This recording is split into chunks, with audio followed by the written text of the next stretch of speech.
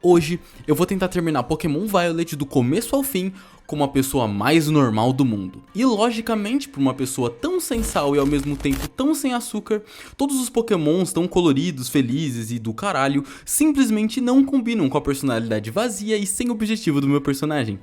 Então as únicas coisas que vão ter que acompanhar ele vão ser os pensamentos intrusivos de que ele nunca vai conseguir alcançar algo genuinamente especial com alguém ou na própria vida e todos os Pokémon do tipo normal. E pra deixar minha vida um pouco mais difícil do que ela precisava ser, eu vou fazer desse desafio um Nuzlocke, ou seja, se algum Pokémon meu morrer, eu nunca mais posso usar ele, fazendo com que tecnicamente eu possa sim perder o jogo completamente. E com tudo isso explicado, o vídeo pode começar.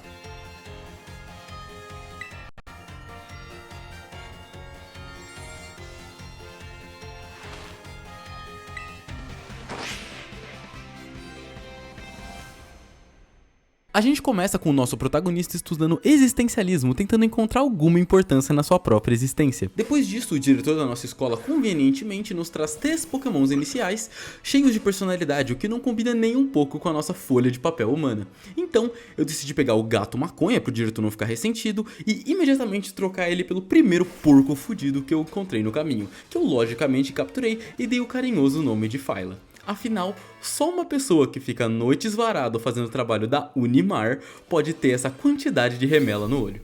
Depois de passar por mais diversas partes principais da história, como encontrar a minha lagarto moto predileta, eu fiz mais algumas adições pro time, porque a primeira batalha complicadinha já estava por vir. Esses Pokémon incluem a Isadora, uma Igglybuff, a Beatriz, um Fletchling, e a Dudoka, uma Happiny. E logo depois de treinar eles um pouco, eu decidi ir para a primeira batalha contra a rival.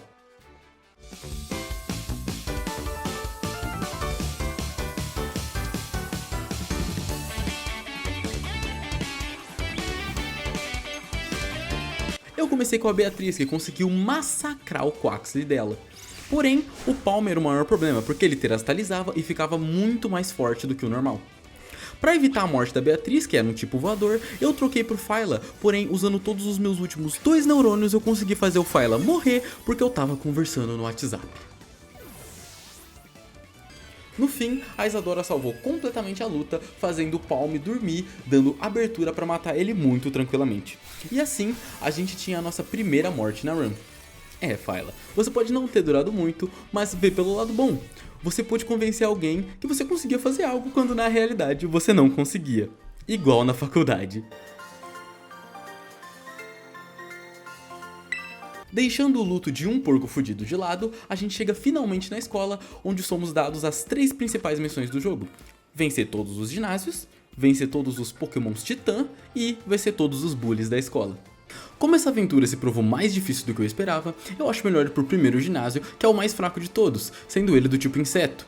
Nas redondezas eu capturei mais 3 integrantes pro nosso futuro necrotério: um Starly chamado Ainaras, uma Smoliv chamada Letícia e uma Squovet chamada Helena. E enquanto eu fazia o desafio para poder começar a batalha do ginásio, convenientemente a Isadora e o Ainaras evoluíram, fazendo com que os nossos 2 pássaros amassassem completamente o time cheio de artrópodes da Kate. Foram só alguns Wing Attacks aqui e ali e pronto, tudo certinho. E dessa forma, nós ganhamos assim a nossa primeira insígnia. O próximo passo da jornada era enfrentar o primeiro Pokémon Titã, que são basicamente versões enormes de Pokémons normais que protegem umas ervas místicas, que são as coisas que o Arven tá atrás. Essa foi uma batalha que eu tive que fazer um preparamento bem maior, porque o Titã Cloth é do tipo pedra, que resiste muito bem aos meus tipos normal, fazendo com que eu tivesse que arrumar mais um integrante, um Deerling chamado Parking. O Park ia ser um Pokémon muito útil, porque depois de eu ir lá na puta que o pariu pegar um ataque muito específico pra ele, ele ia conseguir ajudar muito a derrotar o Cloth. E finalmente, na batalha contra ele,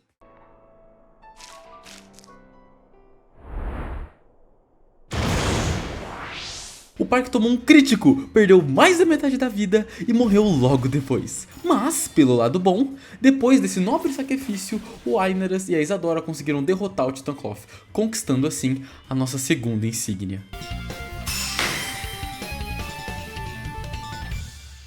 Uma coisa que eu sinto que é bem importante falar é que usar só Pokémons tipo normal deixou isso tudo muito mais difícil do que eu imaginava. O maior problema é que a variedade de tipos é muito menor com um Pokémon do tipo normal, já que ele é o tipo que menos tem combinações com todos os outros tipos e por si só não é forte contra nenhum outro tipo. E também tem muitos Pokémon que tem o tipo normal nas suas formas primárias e perdem ele quando evoluem. Por exemplo, a Beatriz, que faria sua última batalha na nossa parada no ginásio de grama contra o Bracius.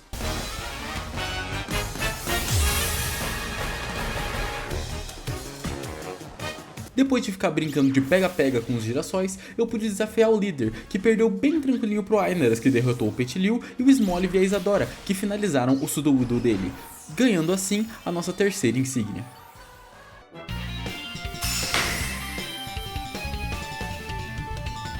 De acordo com a ordem do próprio jogo, a nossa próxima parada era o Titã Bombirdier, do tipo voador, que pelos cálculos que eu fiz, ia comer o nosso cu com farofa, então eu tive que fazer umas preparações antes. Além de eu evoluir a Isadora, que como uma Wigglytuff ia conseguir derrotar o Titã praticamente sozinha, eu capturei alguns fudidinhos novos pro time, como a Mabu, um Ted Ursa, a Malu e Bibi, um Tandemaus, e o Lelis, um Litleo. E agora, com a Isadora evoluída, ela depenou completamente o Bombardier e depois do Arven se abrir emocionalmente comigo, dizendo que o cachorro dele tá morrendo, ele finalmente me entrega a minha quarta insígnia.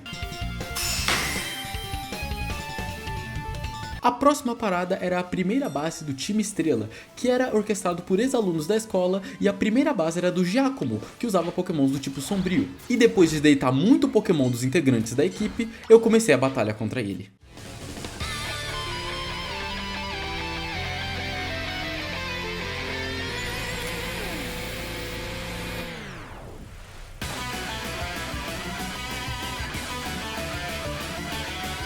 Como o time dele é bem fraquinho, não teve muito trabalho, com o Lelis e a Isadora deitando bem tranquilamente os Pokémon dele e o carro alegórico enorme que ele tem, que vocês vão ver que é um padrão bem grande nesses times.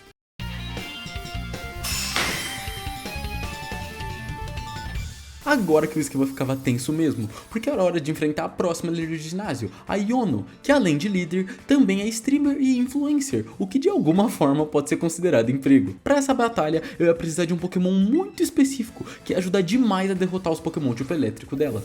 Então, voltando um pouco no mapa, eu encontrei o Salione, um Dunsparce chupador de caneta que ia ser perfeito para amassar ela. Além disso, eu também evoluí a Dudoka para uma Chansey e upei um pouco mais do time. E eu tenho que dizer, foi nesse ponto que a run começou a ficar insana de complicada. Talvez eu só seja burro, mas eu fiquei umas 2 horas planejando essa luta, porque meu Deus, que time desgraçado que essa menina tem.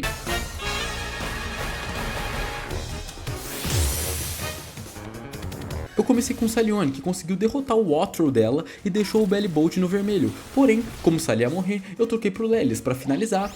Ela ia mandar o Luxio agora, que tem uma habilidade chamada Intimidação, que diminui o ataque do oponente assim que ele entra em batalha. Eu troquei pra Isadora, porque a habilidade dela, competitivo, faz com que ela fique mais forte quando qualquer status dela é abaixado. Dessa forma, eu consegui finalizar o Luxio com um ataque só. E com um pouquinho de sorte, eu consegui derrotar as magias dela com o boost de ataque da Isadora, conquistando assim a nossa sexta insígnia.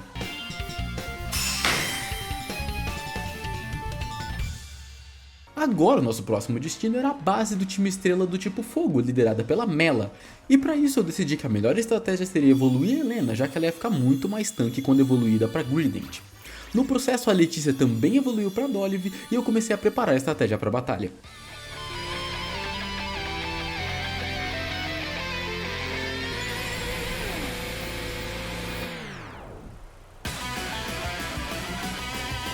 A Mela é complexa porque ela começa com o Torkoal, que tem a habilidade seca, que automaticamente coloca um clima ensolarado no campo, fazendo com que todos os ataques do tipo fogo fiquem mais fortes.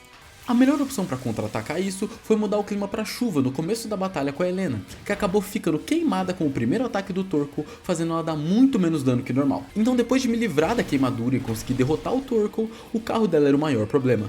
Numa tentativa falha de recuperar a vida da Helena, o carro da Mela foi mais rápido e infelizmente a Helena morreu. Porém, não sem mérito, porque essa batalha estaria completamente perdida sem a chuva dela. Eu consegui usar os movimentos fortes da Isadora e a resistência a fogo do Lelis para derrotar o carro dela, conquistando assim a nossa sétima insígnia.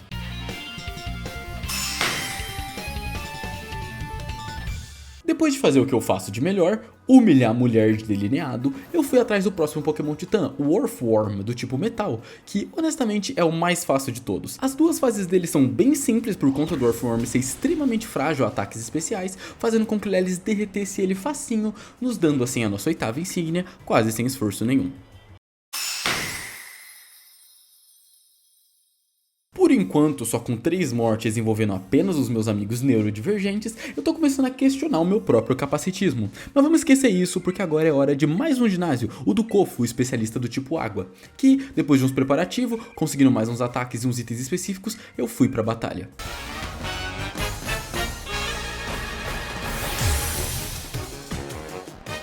A Malu e Bibi, agora como Mousehold, conseguiram dar conta do Veluza e do Ugtrio dele, com 2 Bullet Seed. E, com os cálculos todos feitos, eu sabia que podia mandar o Salione, agora evoluído como o Dunsparce e com muito mais canetas chupadas, para finalizar com um teco de vida o Crabominable do Kofu, conquistando pra gente a nossa 9ª insígnia.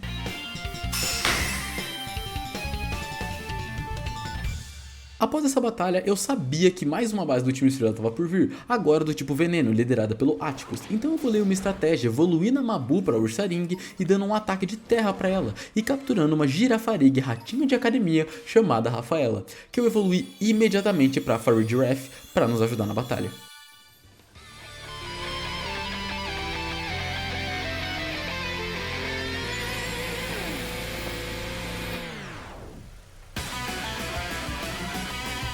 Na luta contra o Atticus, a Mabu conseguiu amassar os 2 primeiros pokémons dele, porém terminou bem com pouca vida no terceiro. Então eu mandei o Salione, que finalizou ele com só um ataque, e agora só faltava o carro alegórico dele, que depois de muito planejamento eu consegui derrotar com a Rafaela, graças à habilidade dela, Ruminante, que faz com que ela possa comer uma fruta dada a ela 2 vezes. Nisso, dando pra Rafa uma fruta que curava ela, a gente conseguiu a vitória e a nossa 10ª insígnia.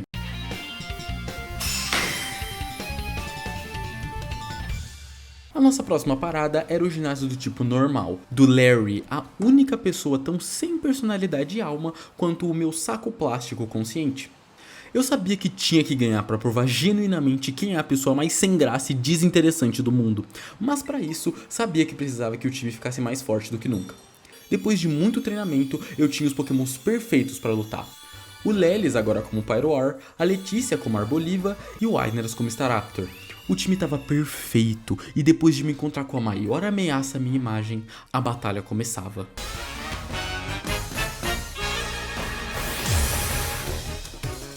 Eu comecei com a Letícia, que depois de tomar um ataque ativou sua habilidade Poder de Semente, fazendo com que todos os ataques do tipo planta ficassem mais fortes.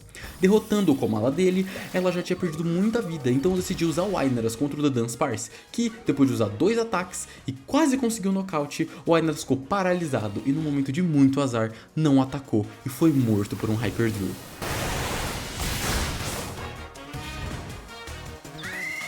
Honestamente, essa foi uma das primeiras mortes que genuinamente doeu muito. O Aineras estava no time há bastante tempo, ele já tinha ganhado diversas batalhas pra gente. Pelo menos agora ele tá voando no céu com todos os aviões europeus que, assim como ele, basicamente foram feitos no Brasil. Mesmo com peso no coração, o Lelis, com uma ajudinha do Salione, conseguiram derrotar o Staraptor do próprio Larry numa vingança perfeita, que mostrava genuinamente quem era a pessoa mais normal do mundo e ganhava a nossa 11ª insígnia.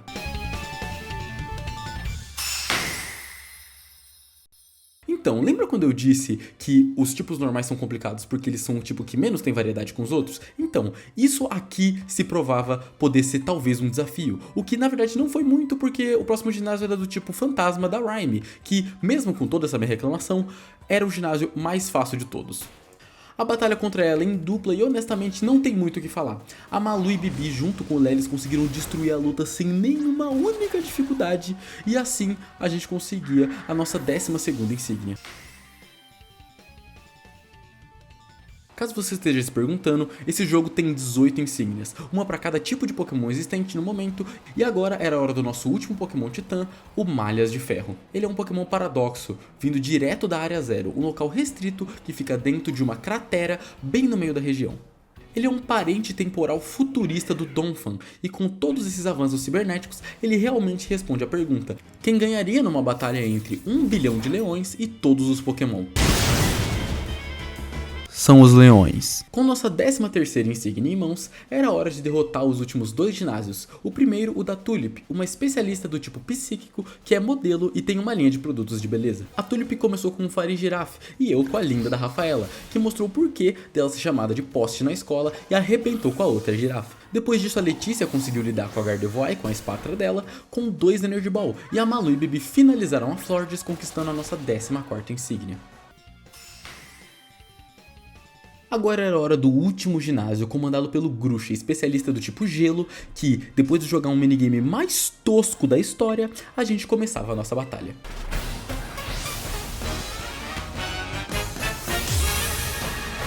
O Lelis amassou completamente o Frosmoth e o Bershk dele, porém o Setaita necessitou de um trabalho em conjunto com o Salione, sobrando apenas o Altaria, que a fodona da Isadora conseguiu matar sem muita dificuldade.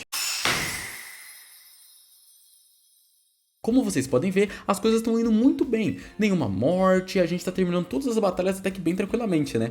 Mas eu garanto pra vocês que daqui pra frente as coisas vão mudar muito. Com todos os ginásios finalizados, a nossa próxima parada era a base da equipe estrela do tipo Fada, comandada pelo Ortega. E como o tipo Fada é um tipo extremamente forte, eu fiz uma adição extremamente importante ao time, um Graphite chamado Chico, que com a minha estratégia podia conseguir sozinho derrotar o time inteiro do Ortega. No caminho, eu aproveitei e também capturei uma Indiri bem pick-me chamada Marishino. E com todos esses novos Pokémon, era hora de enfrentar as fadinhas.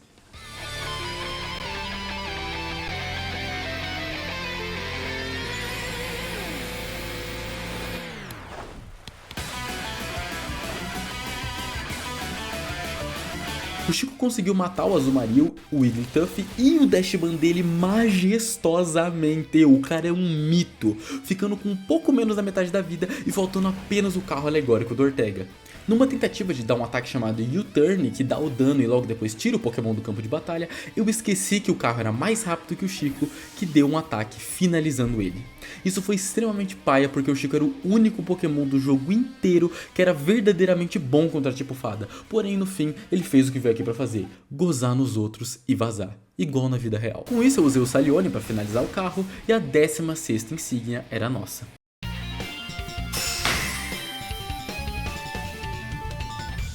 Eu vou ser bem sincero, agora a gente chega no real momento de desespero total.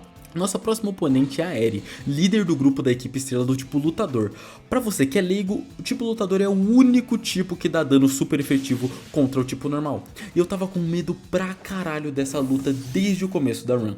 Eu tinha uns pokémons bem sólidos pra usar contra a Eri, porém eu sabia que eu ia precisar de mais integrantes. E foi numa visita pro deserto que eu encontrei a Marigótica, um Cyclizar, o João, um Squawkabilly, e o Renato, um Braviary. Então, depois de pensar muito numa estratégia, eu rezei um Pai Nosso e fui até a batalha.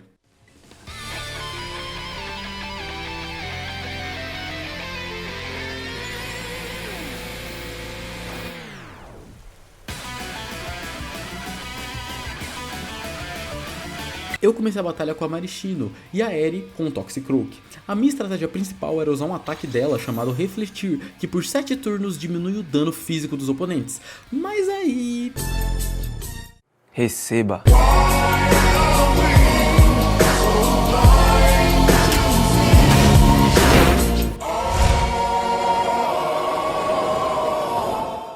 Eu acidentalmente esqueci que o Toxicroak da Eri tem Brick Break, um dos 3 ataques no jogo inteiro que pode quebrar o Refletir, e honestamente nessa hora eu entrei em completo colapso.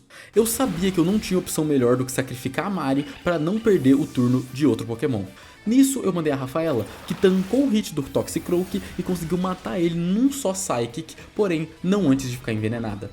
A Eri lançou seu Lucario e eu sabia que eu tinha que trocar, senão a Rafa ia morrer. Eu troquei pra Isadora, que conseguiu fazer o Lucario dormir e matar ele com 2 Dazzling Gleam. Depois disso, a Eri jogou o Passimian, que a Isadora, depois de sobreviver com 7 de vida, conseguiu matar em uma só com outro Dazzling Gleam. Nesse momento eu já tava com um cozinho completamente piscante. O João, que subvergindo todas as minhas expectativas, conseguiu matar o Annihilape num só fly. E finalmente sobrou apenas o carro alegórico da Eri. que conseguiu matar o João com um único golpe antes mesmo dele atacar. Com só mais 3 Pokémon, eu sabia que eu tinha que arrumar alguma estratégia muito boa pra vencer. Então eu taquei o Salione, que num ato de sacrifício muito lindo, usou o Guinchado, um ataque que diminuía em 2 vezes a defesa do carro, morrendo logo depois. Com a diminuição na defesa, eu taquei o Renato, a nossa última esperança, que depois de tomar um golpe que tirou mais da metade da vida dele,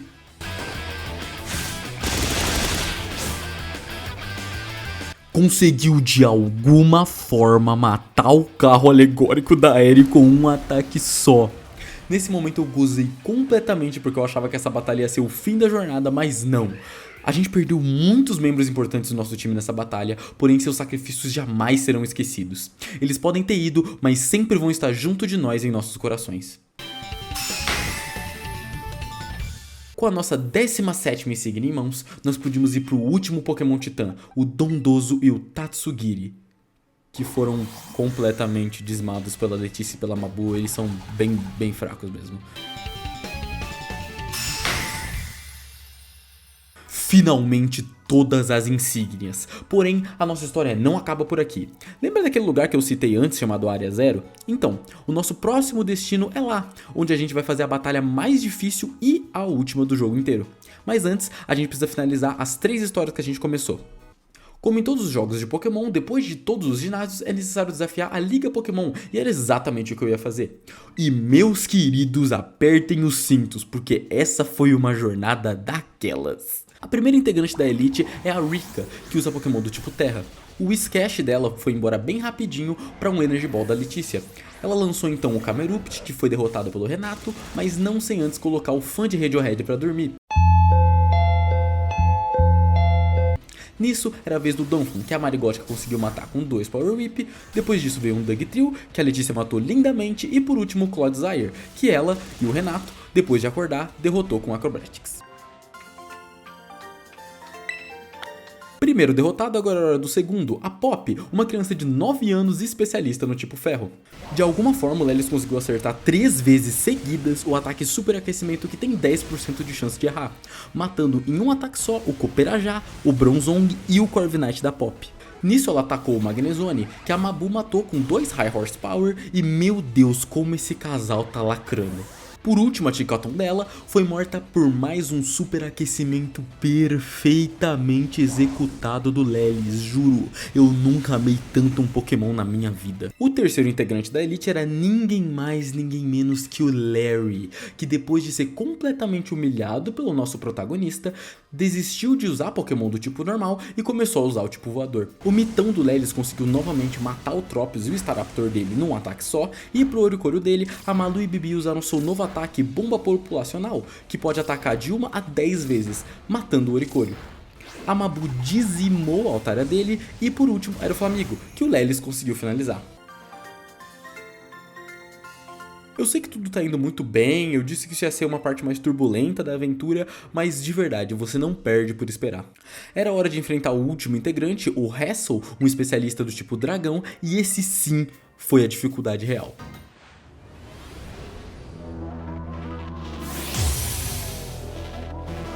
Ele começou com o Noivern, que iria morrer pra um Hyper Beam do Lelis, se ele não tivesse errado e fudido a batalha inteira. Com o Lelis na metade da vida, eu sabia que eu tinha que trocar. O Renato conseguiu dar um dano nele, mas logo depois tomou mais da metade da vida. Nisso eu troquei ele pra Malu e Bibi, que conseguiram finalizar ele. Eu tinha gastado 3 Pokémon pra matar só um, e nisso eu já tava imaginando o banho de sangue que essa batalha ia ser. Depois disso ele lançou o Dragalge, que a Rafaela conseguiu matar numa só e depois tacou o Haxorus, que era um dos maiores problemas, porque quase todos os meus Pokémon morriam pra 2 ataques deles. Então eu decidi que a melhor escolha era usar a Mabu, que tinha a chance de conseguir matar ele, e depois de usar 2 Playrough ela conseguiu matar, mas não sem morrer no processo. Deixa eu fazer uma explicação rápida, todas essas batalhas a Mabu tava com um item chamado Orbe da Vida, que aumenta bastante o dano dos ataques dela, porém tira um pouco de vida da Mabu toda vez que ela usa um. Quero que vocês entendam que se não fosse por esse dano a mais que a gente tava dando, a gente não ia ter vencido o Haxorus e dessa forma se cai mais um dos sobreviventes de pedra no rim por causa de Monster. Depois disso o Hassel lançou o Flapple, que a Marigótica, por também ser um tipo dragão, conseguiu derrotar numa só, e por último só faltava o Baxcalibur. Ele era uma situação parecida com a do Haxorus, porque ele matava todos os meus pokémons com basicamente um ataque só. Então, pra prevenir qualquer morte a mais, eu sacrifiquei a Marigótica num último ataque, tirando mais da metade da vida do Baxcalibur, que matou ela e foi finalizado pela Malu e Bibi. Com 2 integrantes a menos no time e um coração pesado, nós tínhamos que enfrentar o último desafio da liga, a campeã das campeãs, a Gita.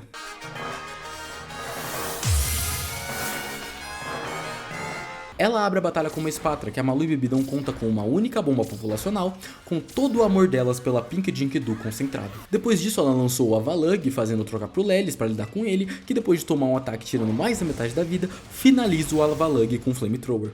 Então ela mandou o Kingambit, que foi mais lento que o Lelis, fazendo com que ele também morresse em um só golpe, sem poder atacar. O próximo Pokémon dela era um Veluza, que a Letícia tancava muito bem e conseguiu matar também, só com um Energy Ball. Agora era a vez do Golgolt, que numa tentativa gananciosa de aumentar o seu status, morre para 2 ataques do Renato. Por fim, o seu último Pokémon era a Glimmora, uma das únicas para a qual eu não tinha uma boa resposta.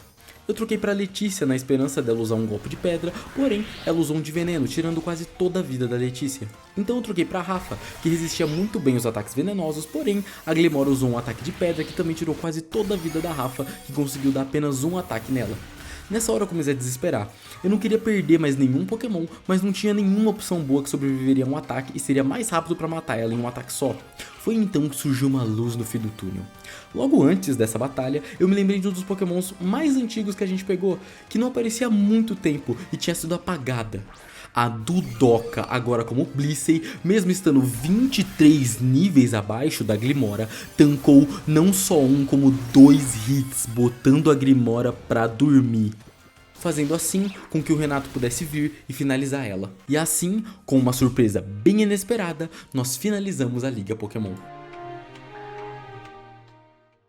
Nesse ponto da história, a única coisa que falta é vencer uma batalha contra os outros 3 personagens principais do jogo, sendo uma mais difícil que a outra, para finalmente irmos para a Área Zero. Sendo assim, começamos a nossa batalha contra o nosso companheiro de caçar titãs, o Arven.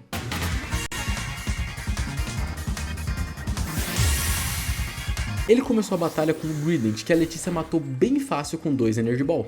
O Arven lançou então o Scovillain, que o Renato conseguiu matar ficando com um teco de vida. Depois disso o Garganacl e o Toedscruel dele foram derrotados sem dificuldade pela Letícia, porém o Cloyster foi outra história. Eu não tinha nenhuma resposta muito boa pra ela, então novamente as mitas Malu e Bibi conseguiram matar ele com bomba populacional. Sendo assim, faltava o último Pokémon dele, uma Bostives, que eu, numa tentativa burra de ganhar tempo pra pensar, taquei a Dudoka, que foi massacrada por um hit só dele. Por sorte, o Lelis, sendo fudido que ele é, conseguiu matar uma Bostives com um superaquecimento. Depois da batalha, o Arven diz que a gente precisa de mais 2 pessoas para irem com a gente para a Área Zero, ou seja, precisamos terminar as outras 2 histórias. Infelizmente, com a morte trágica da Dudoka, nosso time estava com um buraco bem aparente, e na verdade eu sabia exatamente onde conseguir outros integrantes.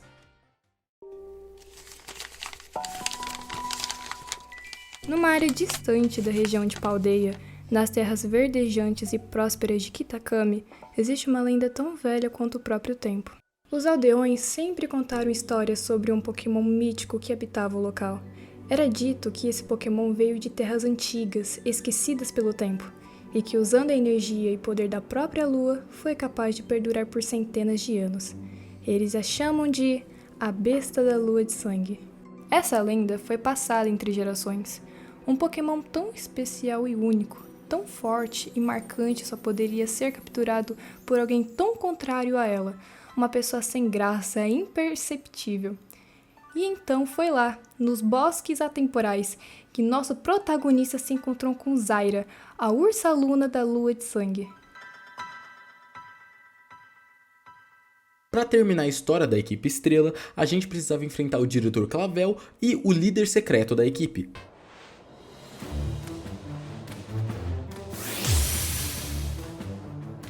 O primeiro Pokémon dele era o Oranguru, que o Renato conseguiu dar conta, mas peidou quando ele jogou a Abomasnow, que foi morto rapidinho pelo Lelis, assim como o Amoonguss.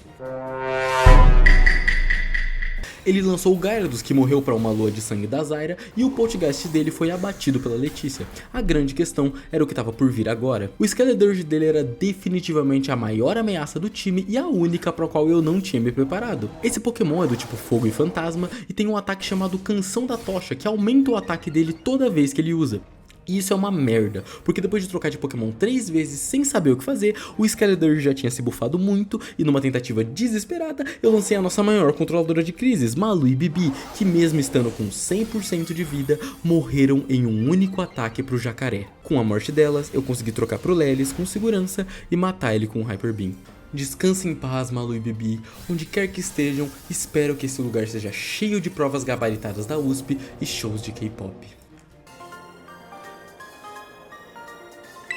Com mais essa morte trágica, o time estava incompleto de novo, o que me fez ir em uma caçada a Luana, um dito que ia auxiliar bem a gente nas nossas próximas batalhas. Agora era hora de enfrentar o líder secreto da equipe estrela, que é a Penny? Tá bom, eu sei que eu não me aprofundei muito nas histórias individuais de cada personagem do jogo, mas pra contexto, a Penny é uma personagem que a gente conhece no começo do jogo, que foi quem teve toda a ideia da equipe estrela, que na verdade são os estudantes da academia que fizeram todo esse alvoroço porque sofriam bullying, só que quando todos os bullies vazaram da escola por medo deles, eles mesmos ficaram pintados como errados. Dessa forma, a Penny assumiu toda a culpa no lugar deles e foi suspensa da escola por mais de um ano e estava secretamente trabalhando com a gente para derrubar a equipe, para que todos os outros amigos dela não fossem expulsos também. Agora que você já tem empatia pela menina não binário de cabelo colorido, vamos pra matança. O time da Penny possui exclusivamente só Evolutions ou evoluções do Eevee, e eu tenho que dizer, todas com mais ou menos o mesmo ataque e honestamente não é um time muito forte. Pelo menos depois disso, a Penny se redime com todos os amigos dela e com o diretor, que reconhece como eles são fortes e transforma as bases deles em centros de treinamento para os outros alunos. Agora, para finalizar a última história, a gente tem que ganhar da Nemona, a rival que há tanto tempo tirou o nosso primeiro e único Unimariano da gente. E meu Deus, se você achou que a batalha contra o cara do tipo dragão foi ruim, você não tem ideia do quanto essa foi pior.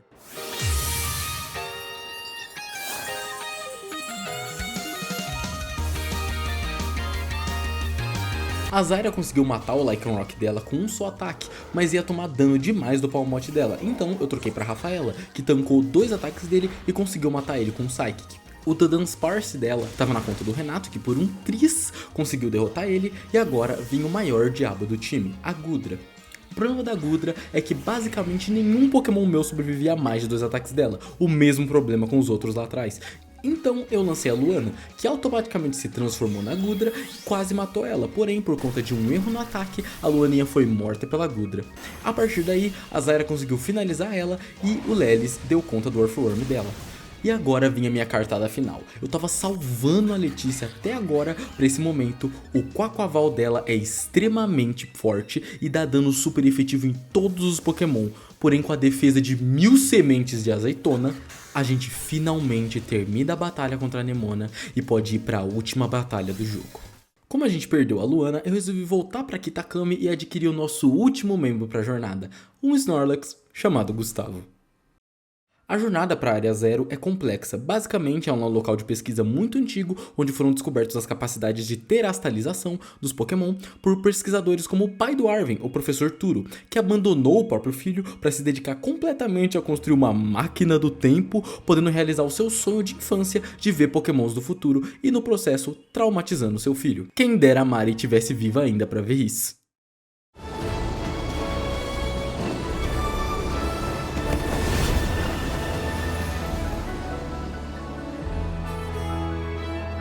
Conforme a gente se aventura dentro da Área Zero, a gente chega ao laboratório onde a gente descobre que, na verdade, o professor tá morto.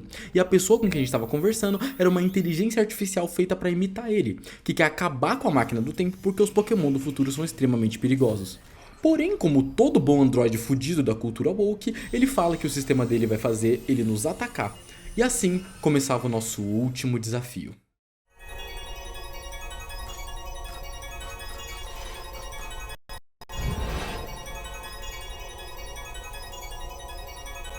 O Turo tinha um time extremamente forte, cheio de Pokémons do futuro, mas isso não ia ser páreo. Todas as almas de todos os nossos parceiros estavam com a gente, e a gente ia acabar com isso agora. O Turo começou a batalha com a Mariposa de Ferro, que a Zarya derrotou facilmente com o Lua de Sangue. O Mãos de Ferro morreu para um Psychic da Rafaela. O Lelis derreteu completamente o Jugular Férrea com o Flamethrower. O Espinhos de Ferro morreu para um Earth Power da Letícia. O Gustavo derrotou o Pacote Férreo com 2 Hammer Arm. E por fim, o Renato derrotou o Valente de Ferro com o Acrobatics.